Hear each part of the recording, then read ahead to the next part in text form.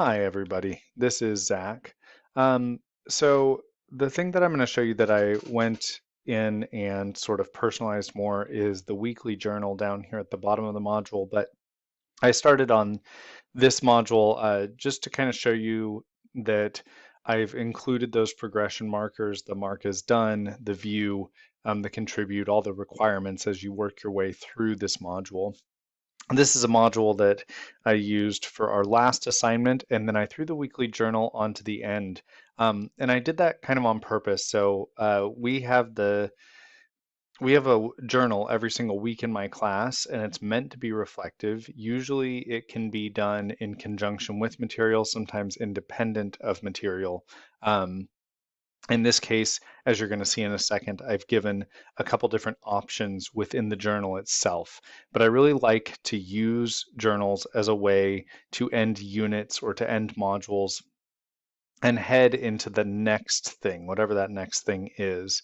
So let me go ahead and jump in. Okay, so for this week's weekly journal, students are given three options. And I tried to make all three options distinct. Ultimately, what I'm assessing and looking for is writing. I'm looking for them to write and write reflectively and be thinking, using those critical thinking skills, kind of building up that muscle. And then I'm also allowing them to either write their response or make a video recording. I should have said that first. I apologize. So first, they have three prompts to choose from. One is the classic journal. This is the thing that we do on a regular basis. And for the classic journal prompt, there are three main things that you're answering. You are talking about something positive that happened during the week. You're talking about something challenging that happened during the week, and you're discussing how you could address that challenge directly or another challenge like it in the future. Option two is the creative journal. If somebody is wanting to practice creative writing in my class, then I occasionally try to throw these in. And so if students chose the creative journal, then they would write a poem or a story around the theme of discovery. Now that can be the discovery of something physical like treasure, or this discovery of something more internal like discovering a new interest, discovering a new talent. And finally, if they choose option three, they're choosing the informative journal. And if they are into researching areas of interest, if they really like hunting for evidence and information, they might choose this one. And for that prompt, I want them to pick something they find incredibly interesting but don't know a lot about. So for example, the example I gave is I would choose artificial intelligence.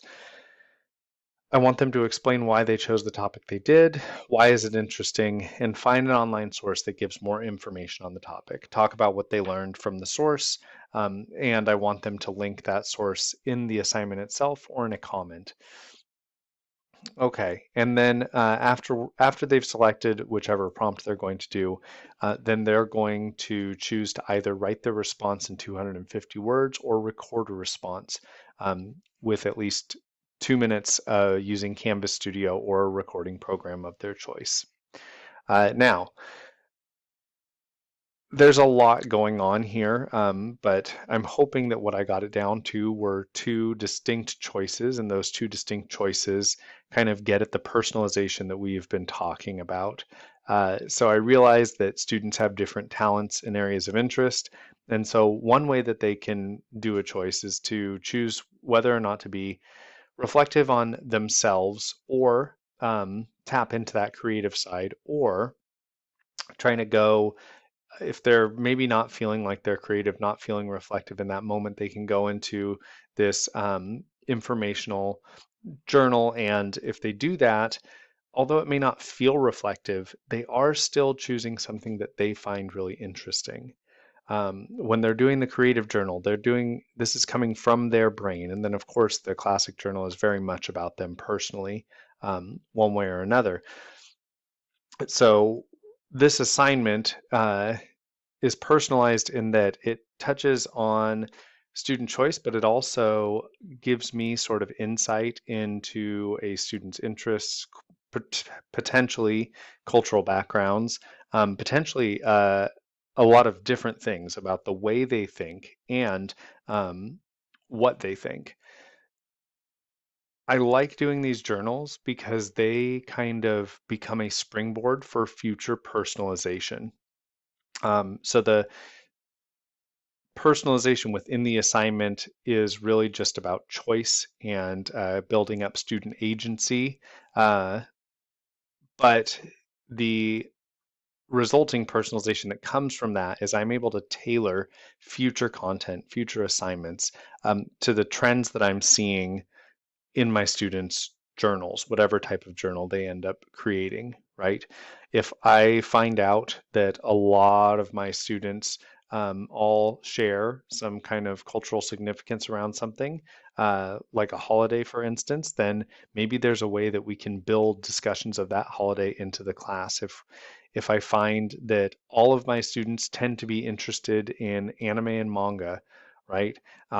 Because they all did the informative journal and they all told me about different animes, different manga series, then maybe there's a way for me to weave that in, right? As we're continuing to go through our novels, maybe we can tie in similar stories. We can get samples from manga to make our examples.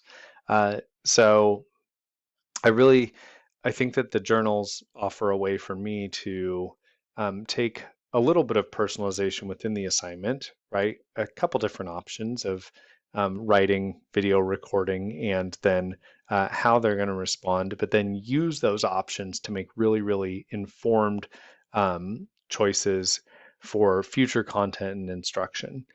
In a way, this information is determining my way forward the same way that we used uh, quizzes to go into our own mastery paths in like earlier parts of these courses.